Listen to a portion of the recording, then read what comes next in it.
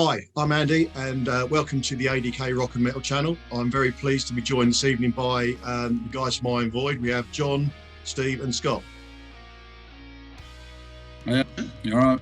Hello, welcome, guys. Thanks very much for joining the channel. We're going to have a chat, got some questions, got some talking points, and hopefully be entertaining for everybody. Okay. First of all, the one I often start with is sort of quick brief history of the band and the band name, where that came from. Okay, I'll start with the band name first. Years ago, I'm from Birmingham originally, and my family still live in Birmingham. I would go and visit my family usually on Boxing Day. That's like the tradition. And there was this one time in my early teens, I guess. It was Christmas time, Boxing Day, and me and my uncle were having a few beers, and he started getting out his old vinyl collection. Early teens, yeah. Start early in Birmingham. Well, I don't know, mid-teens maybe, I don't know. But yeah, he got his vinyl collection out, and he started playing some Sabbath, Led Zeppelin, Stevie Wonder, some really cool records. But he told me a story about when he visited Ozzy's house in Aston in Birmingham, and he said scrawled on the wall was the name Iron Void. And I've never heard this story at this point in time, and I thought, wow, that's a really cool name for a band. And obviously the Sabbath connection was something very special. I looked around, this is kind of pre-internet days. I didn't really see anyone using the name, so I thought we're good to go with it. So yeah, that's where the name came from. And then years later, I was reading Ozzy's autobiography, I Am Ozzy, and there, page 64, Ozzy's telling the same story. Apparently Iron Void was his graffiti tag that he used. All right. So that's where the name comes from. Ozzy came up with it. I'm surprised I've not been sued by Sharon Osbourne yet, but there you go. So that's the origin of the name. Brief history of the band. Me and Andy Whitaker, the guitar player, we formed the band in 1998, November. We were playing in a band at the time called Final Resting Place with another friend of ours, Dovey. But we wanted to go in like a traditional doom direction, influenced by Sabbath, Saint Vitus, Pentagram, Trouble, all these classic bands, Candlemass, I guess, Witchfinder General, just all these bands. Cathedral were a big influence. So yeah, that's how it kind of started. And then we were looking for other band members. The original vocalist was Paul Whale. And the original drummer was Diz. That lineup didn't last very long. We booked our first gig, and Diz just disappeared off the face of the earth. I found out years later that he was actually made homeless at the time. So tough time for him, obviously. But I carried on. Ended up getting another drummer, Russ, in the band. And then that lineup played around about 16 gigs between kind of 1999 into 2000. And then some bullshit internal disagreements ended the band. We were just arguing over money and shit. It was just like, we were young, hot-headed, I guess. And then that was it. We were kind of hoping to record a demo, which was going to be called Spell of Ruin. That never happened. And I played in other bands throughout the intervening years, probably up until about 2007. But I always felt like there was unfinished business with Iron Void, and the original songs that we wrote were really good. So I wanted to carry on with it and bring it back. And then I started jamming with Steve in a band called So Mortal B, with Russ, who was playing drums in Iron Void years before. We had a few lineup changes in that band. We ended up getting Diz in as the drummer, started playing some old Iron Void songs, and then we decided to change the name to Iron Void, and me and Steve have been playing together since that time, like 2007 up until this point. After that, we recorded a demo live 2008. Then we recorded Spell of Ruin finally, which was an EP. Then our debut album, followed by Doomsday. Then Excalibur, which brings us up to the present day, which is the IV record. So yeah, that's like a brief history there. Brilliant. Thank you very much. No I'm worries. going to cast your mind back, John.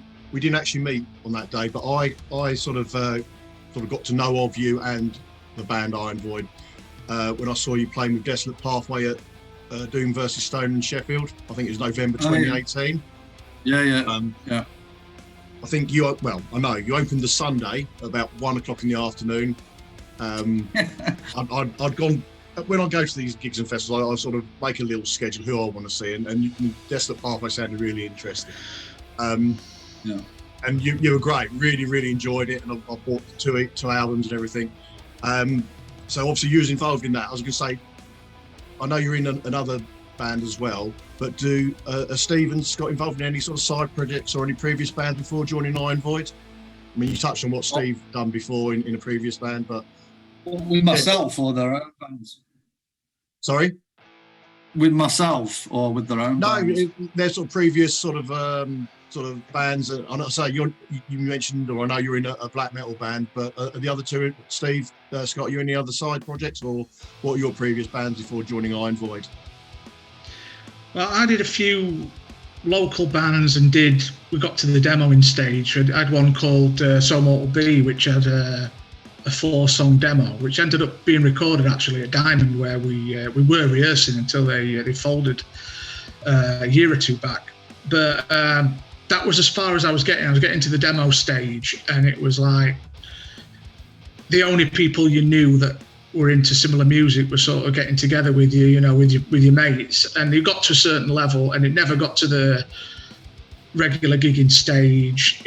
It never got to the being able to travel around sort of point or anything. And then when Sealer was looking to play that sort of music again, he joined, and we still had a couple of the old members in, and we were just like, they're our mates, but the music's not there. We need to get. Who else did we get in? I think it was just me, John and Diz.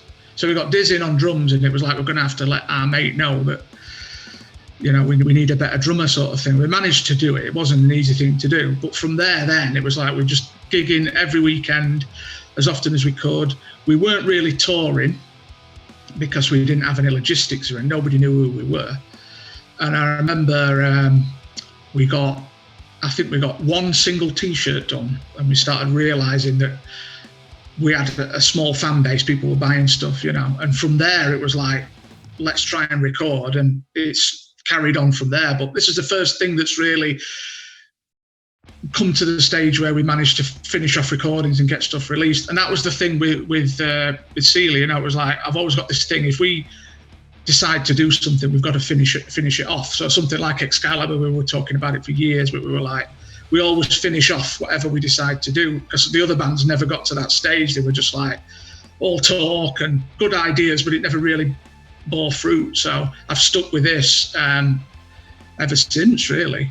No side projects since joining. I had the idea of it maybe doing a solo thing, but then I thought, well, it sounds that similar to Iron Void, and I may as well just contribute to Iron Void and just stick with that. So I think Scott, obviously, he's probably going to be a bit busier musically than me at the moment, but he'll tell you in a second. Over to you, Scott. What are you up to? Outside of Iron Void, of course. Outside of Iron Void at the moment, I've got, let me think, a couple of bands on the go. There's Reign of Erebus, that are a black metal band that I joined back in 2017. They've been going since like 98, so they too are celebrating their 25 years this year, as are Iron Void. Imperial Genocide, which is a side project with some of the guys from long-serving British black metal band Hecate Enthroned. Yeah. I'm also doing live drums for Eoten, which is an international power metal project. Axe Grinder, which are a long-standing kind of anarcho crust punk band, who unfortunately lost their drummer. I think it was mid 2020. Unfortunately, he developed cancer and basically kind of lost that battle. They were kind of quite hurt by that, and they're now kind of looking at picking up and touring their last release a little bit more, as a sort of kind of last testament to what he was involved in. So it's an absolute privilege to play with those guys. Previously, Celia and myself were part of the live lineup for Workshed with Adam Lehan, who was present on the first 2 Cathedral records. Oh yeah. Unfortunately, Adam's had some issues with mental health, not of late, but it's an ongoing thing. He's doing a lot better now, so he's kind of put Workshed on the back burner. We are yet to see whether that will return at any point, or yeah. But yeah, I'm keeping busy with other things. I've got a couple of side projects in the works that haven't been announced yet, and I'm sworn to secrecy on, so hopefully those will possibly appear around the end of this year, if not a bit earlier. Busy man. I think that if you count those 2 and the ones you spoke about, that's got to be 7 or 8, I think. But that's incredible. Thank you for that. No worries. Just want to talk about the Avalon album. One of you mentioned it a moment or 2 ago. I think it's absolutely fantastic. I'm really, really enjoy that album. My favourite tracks are Coming of the King, Forbidden Love, and The Enemy Within, just in case you're interested. But what was the songwriting process for that? And for those who don't know, it's a concept album based around the legend of King Arthur. So who's the knowledgeable one on that subject? Who's the King Arthur fan? It's me, I guess. Yeah, basically, I've been interested in Arthurian legend since I was a child, really. My dad used to read stories about King Arthur and shit when I was a kid.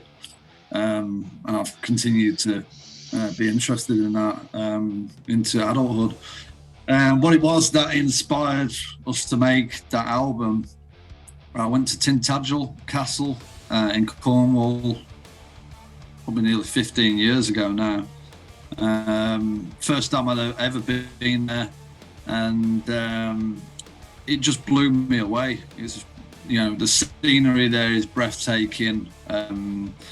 It's where the first scene in the film Excalibur is set, and just to go to that place, it really inspired me. And I remember messaging Steve on the way home and saying, look, I've got this idea to do, a song maybe. That was the initial idea, based on the King Arthur legends. And then that kind of developed from there into an album, because there was so much subject matter in the film. It's primarily influenced by the film Excalibur by John Borman, 1981, and La Morte d'Arthur by Sir Thomas Malory, which is the book which the film is based on, and other books as well, like Idylls of the King by Alfred Lord Tennyson, Once and Future King by C.H. White. I've read a lot of King Arthur books, studied it quite intensely for like a 10-year period, I think. And that's how long it really kind of took for it to come to fruition, because me and Steve had all these grand ideas about having like a loop and female vocals and all this kind of thing. And then we kind of reflected on that and thought, nah, can't do it live. We can't do it live. It's not going to be Iron Void even though it would be cool maybe to incorporate some of those influences, we just thought, you know, it's not right for Iron Void. So we just carried on writing, and then basically had the idea to break the story down into different songs, which became the 9 songs which are on the album. And for me personally, it's my favourite Iron Void album. It was really a labour of love for me. Not everybody probably agrees with that, but yeah, it's one of my favourites. And Steve was very heavily involved in the writing process in terms of writing riffs.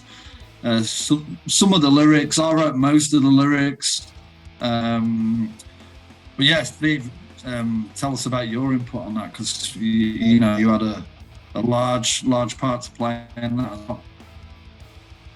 Yeah, I remember having lots of individual riffs or like half-finished songs and stuff. And Avalon was one that was written in one day with what was it now? Whatever I used before Reaper to record demos. And recorded a little demo of it. And I was thinking of things like Lord Vicar, and I think, now that I think back to it, if you listen closely, Simple Man by Leonard Skinner might be subconsciously in there with the chords and everything, but that might be just because it was comfortable to play. But yeah, I remember having these part songs, and then we were arranging it together. But this is when John was doing a lot of putting a lot of time into work.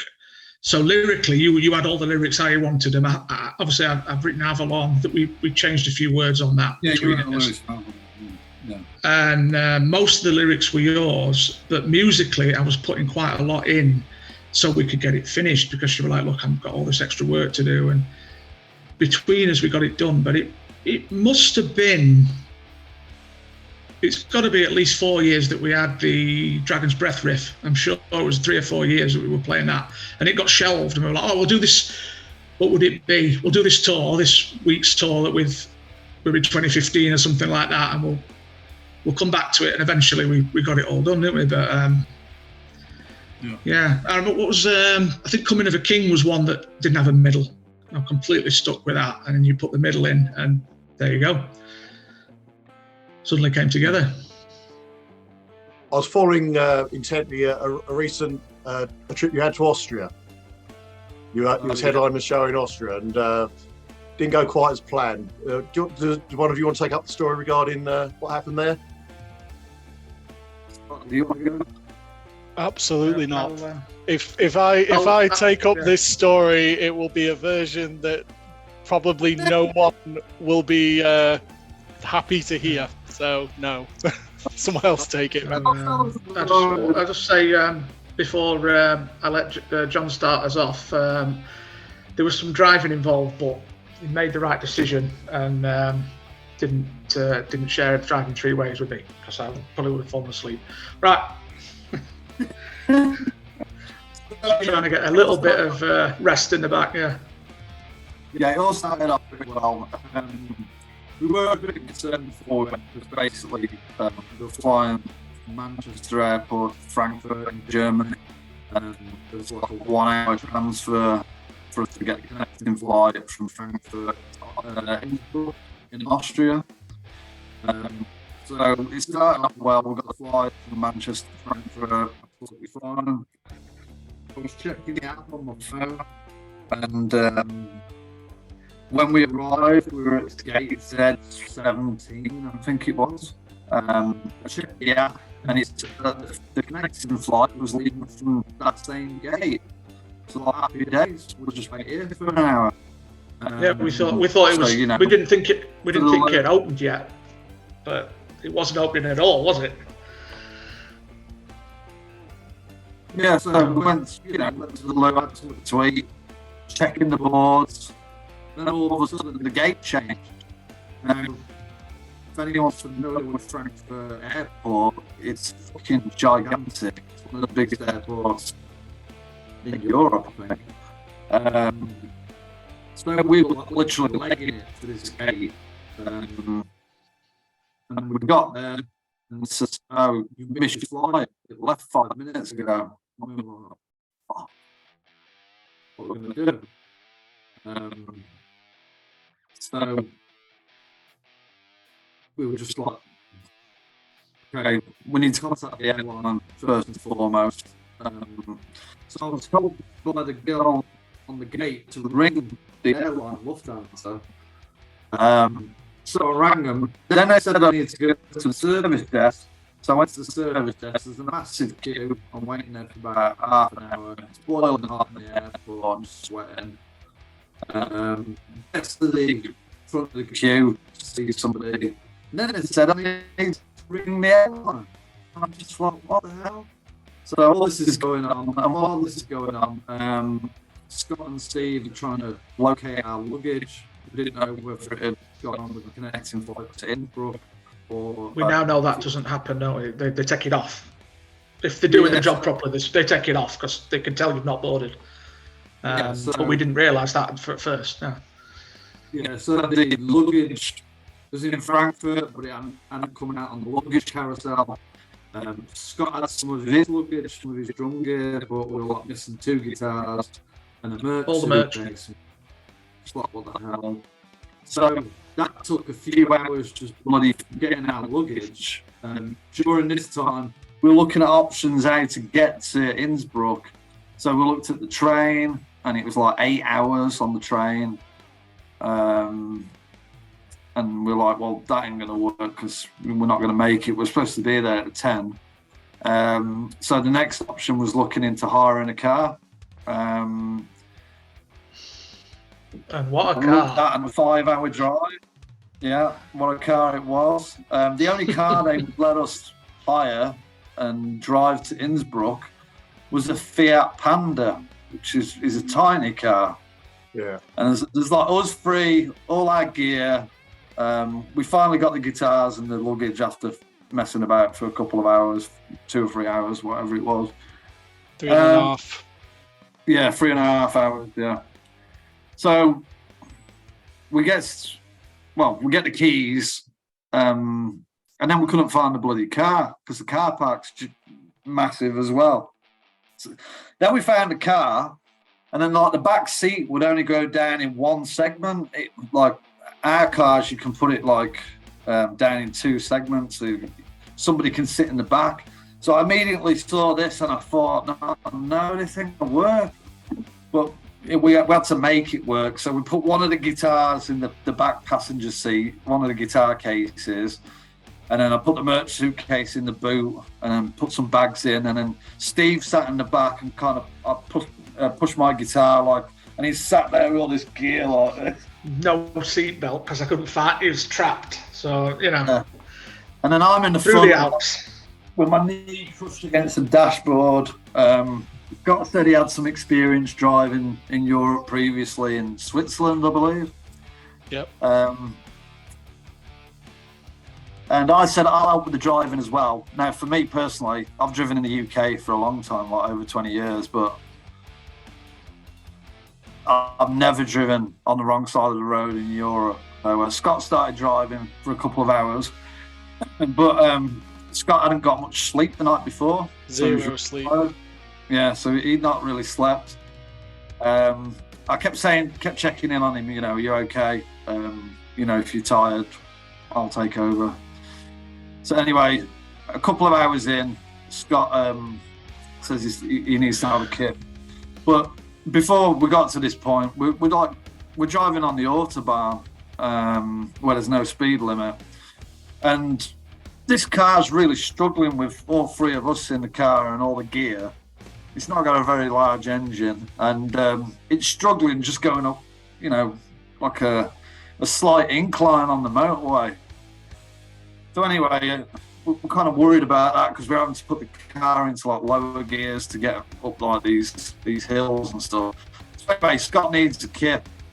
I take over, absolutely shitting myself. I've never driven in Europe before, but I got used to it after a little bit.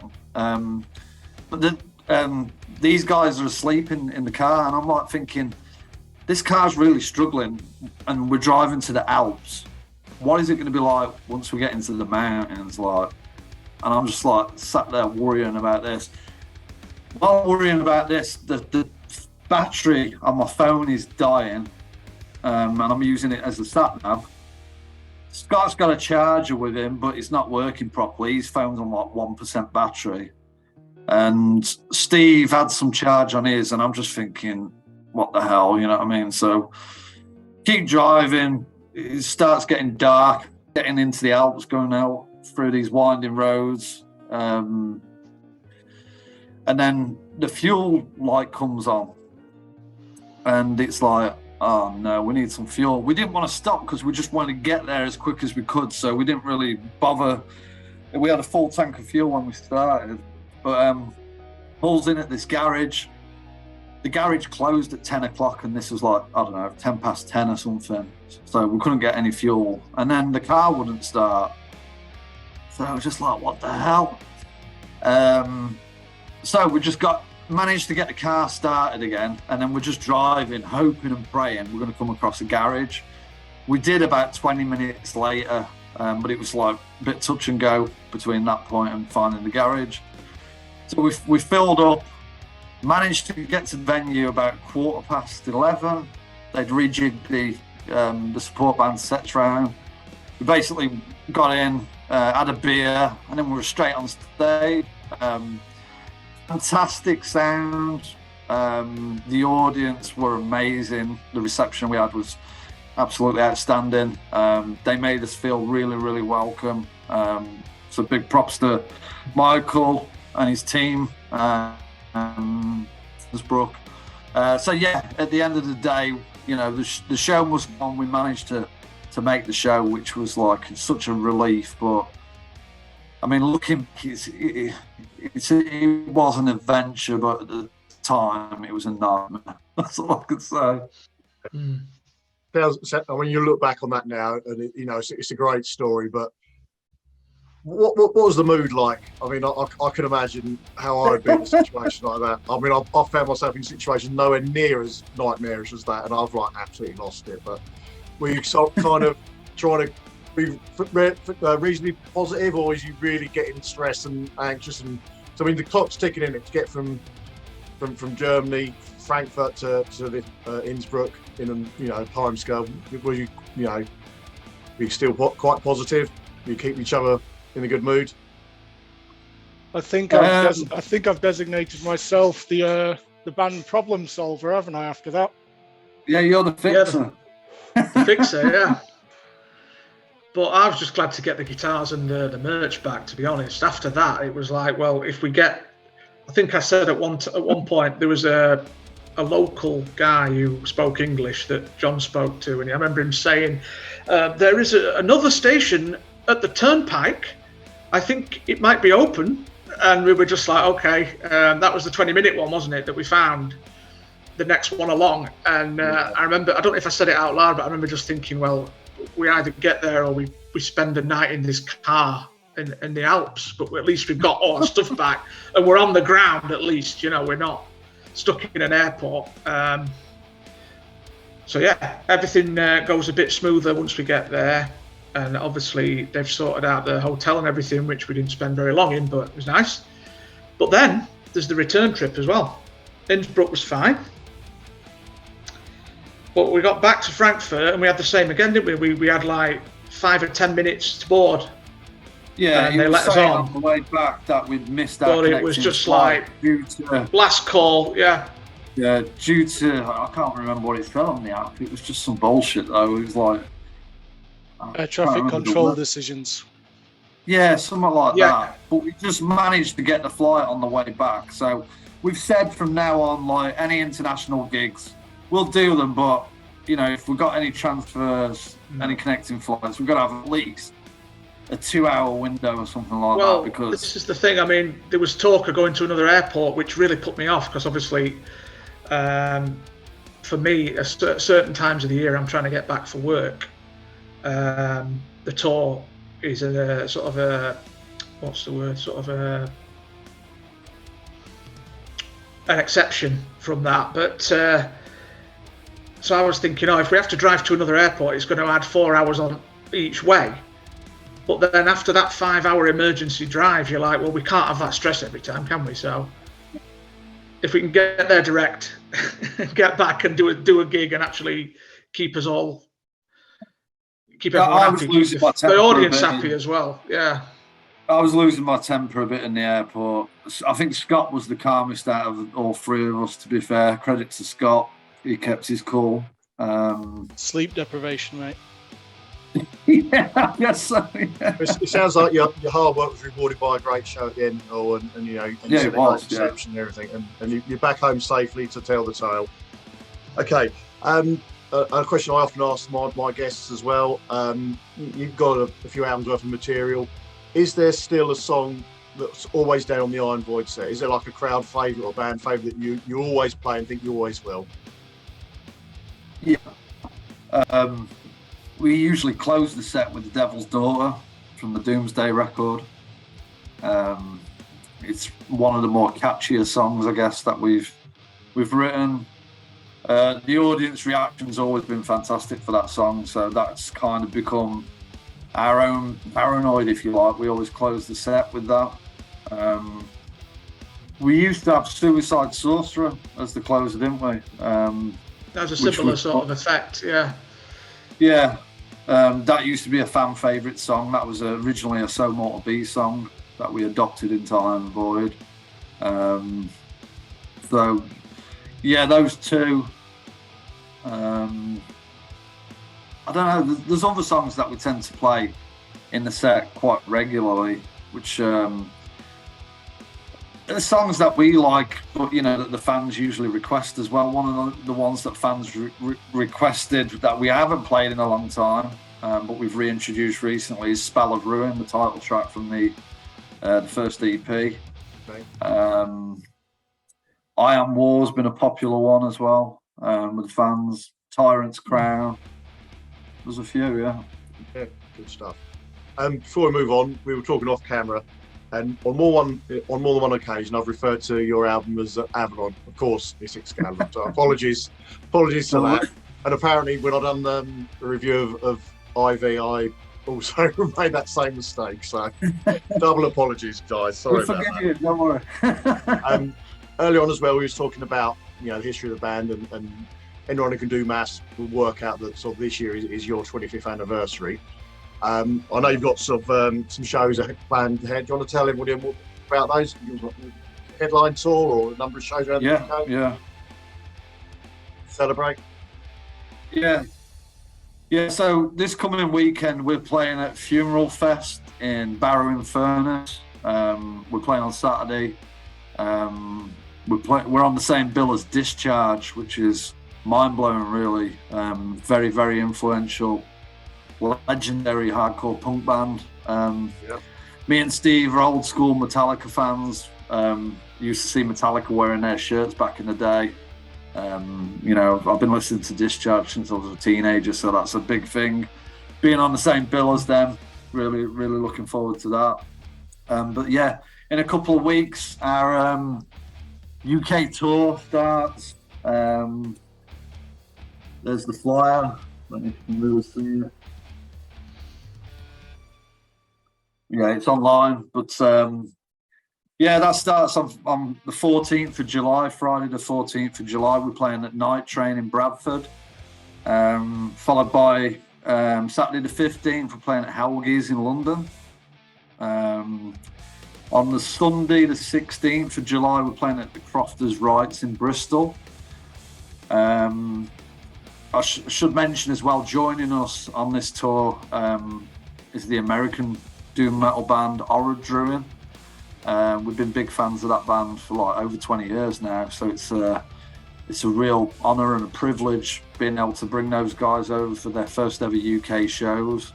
They're also celebrating their 25th anniversary this year as well, so it's a double headline tour, really. We're both going to be doing like an hour set each with support bands. So yeah, the tour continues on Thursday the 20th of July That's at Little Buildings in Newcastle. Then Friday the 21st of July, we're at Bannerman's Bar in Edinburgh. We played there quite a few times, one of our favourite places to play. And then we've got Saturday the 22nd of July, that's at Ivory Blacks in Glasgow. First time we've ever played Glasgow, so that's going to be fantastic. And then we finish off the tour on Sunday the 23rd of July at the Fulford Arms in York. So it's quite a substantial tour. It's probably the biggest UK tour that we've ever done. But yeah, you know, it's quite a milestone, 25 years. When I formed the band, I never, ever expected that we'd last this long. So yeah, come and join us. You know, for some traditional true doom metal. I'm sure a few drinks will be consumed. Excellent. I hope that goes really well for you. Thanks, man. Last question, last discussion point before we wrap it up. After the tour, what's the plan for the rest of 23, early 2024? New material, more shows? Yeah. We've got a 25th anniversary show that I should mention as well. That is going to be at Vortex in Wakefield. The reason why it's in Wakefield, the band has been based in Wakefield pretty much throughout our 25-year history. We started rehearsing the Audio Zone in Wakefield. So yeah, it's like a hometown show, if you like. It's going to be quite a special one. We're doing an hour and a half set. That's on the 11th of November. I've just got the rest of the bill confirmed. There's a few other really cool bands that's going to be on the bill. We'll be probably putting that out after the tour, so I'll probably not announce that just yet, but it's going to be a special, like a half-dayer gig in Vortex in Wakefield. But yeah, after that, we've got some plans to tour in Chile and Peru next year with our friends and brothers, King Heavy. We need to arrange all that first off, but yeah, that's the plan for kind of July time next year. We'd also like to get over to play Norway next year. We're in talks about that at the moment. Also, we will be hopefully playing in Greece. We had a cancelled flight earlier on this year as well. We were supposed to be playing at Horns Up Festival in Greece. Yeah, we've not had much luck with flights this year. But yeah, they've invited us back again next year, so all being well, we'll be on that next year. But yeah, the real plan, we're not going to be booking a load more gigs than that, really. The plan is really to knuckle down on some new material. I think I should mention as well, we've got a plan to do a split vinyl and CD with Orange Ruin, the band that we're touring with, in a couple of weeks' time. That's basically a couple of originals each, a Pagan Altar cover each, and what we're hoping to do is add some live tracks, maybe as bonus tracks on there to flesh it out into a full release. So yeah, we've got a title for that. That's Altar of Worship. We're just working on that. But yeah, ultimately after that, we're going to be working on material for the next Iron Void album, which will be the 5th record. We've got the basis of a full album, really, I think, from what we've been discussing recently. A few chaps want to chip in anything here? Yeah, I think it was, I remember Scott saying after the tour, obviously we've got a 25th to rehearse for, different set and some other songs to perfect for that, but put together the fragments that we've already got, so at least it's all written and hopefully on its way to being rehearsed, ready to record it all. Because at the moment there's part songs done, some lyrics, some riffs, but there's only a couple of finished songs. So yeah, but the ideas are there. We just need to get it all together and make it into a full record. And there's a song we did start rehearsing, didn't we? A lot of probably last year, and we shelved it to get ready for doing playing live again. So started concentrating on our sets. So there is at least one full song to be there's rehearsed sort of thing. There's 2 or 3, I think. Yeah, we've got a working title of that, haven't we, Seeley? For the album, yeah. Do you want to give it, or are you? Yeah, I've already mentioned it in one other interview. The working title for the 5th Iron Void album is "Bastard Sons of Mars." So there you go. Another concept, or that song is a concept, and that's an idea that I've had probably since the very, very early days of Iron Void, but it never really got recorded or anything. I've got like a vocal melody, and I used to jam it with some other guys, Murray, who used to be in Year Zero, way back when. So it's not a new idea, but it's a song and a concept that I've had for some time, and me and Steve have kind of used that over the years, Bastard Sons of Mars, but we never really got round to recording the song. What we might do is change some of the riffs and things like that. But no, it's not a concept record. We're not in the habit of doing concept records. It fit the bill for Excalibur. But I'm pretty sure there will be a song on the next record dedicated to some Hammer horror film, which is something that we do like to do because we're big Hammer horror fans. I don't know, some of the other stuff is kind of based on myths and legends. I don't really want to give too much away about the next record, but yeah. And the other thing is as well, we've had some personal things happen. We've lost some friends in the last couple of years, people who were close to us. So there'll be some songs dealing with that as well on the next record. So it's going to be quite varied, I think. But always, heavy, catchy, and true doom metal, which is what we always aim to deliver. Brilliant. So lots to look forward to. Sound very, very busy. Sorry, Scott. You just want to add something? No worries. Just definitely going to be building on the sort of new musical ground that we've started pushing into with the IV release. So lots to look forward to for Iron Void fans and myself, of course. Okay, well, that just leaves me to thank Scott, Steve, and John from Iron Void for joining me this evening. It's been a great chat. If you enjoyed the video, please like, share, and subscribe, and we'll see you in another video really soon. Thanks again, guys. Bye-bye. Thanks very much, Andy. Cheers. Much appreciated. Take care. All right, brilliant. Cool. Thank you so much. Hope it went all right for you. I might have to consider upgrading, so we don't have to worry about that. But yeah, thanks very much for sharing so much, and some exclusive news there from yourselves. Yeah, thanks for the opportunity. We do appreciate the support, Andy, and thank you personally as well for supporting the band. I know you've ordered our merch, and it is appreciated because without people like you, we can't do it. So yeah, thanks. Pleasure. Yeah, so really, really enjoy your stuff. I need to sort of look at giving airtime to the earlier stuff, but Excalibur and IV. You're gonna write this down. I play a lot, so good old Spotify, and I still like collecting physical stuff, so I've got the CDs as well. So yeah, thanks again, guys. All the very best of luck for the upcoming shows and everything else you get up to, and be in touch again soon. Cheers. Hopefully. Awesome. Nice one.